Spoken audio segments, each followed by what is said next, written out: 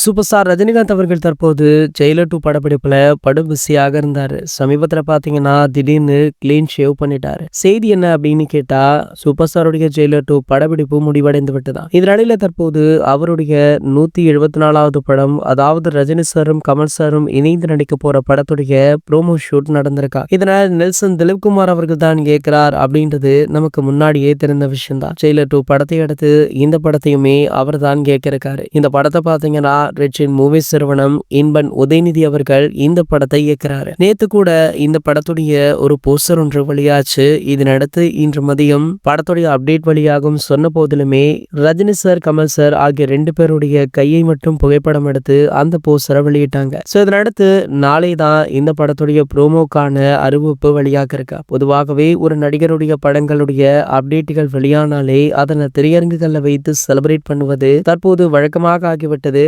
அந்த வகையில பாத்தீங்கன்னா நாளை வெளியாக போற இந்த ப்ரோமோவை பல திரையரங்குகள்ல போட்டு செலிப்ரேட் பண்ணவுமே இருக்காங்களா. அதற்கான டிக்கெட்டுகளுமே தற்போது விற்க ஆரம்பிக்கப்பட்டிருக்கு.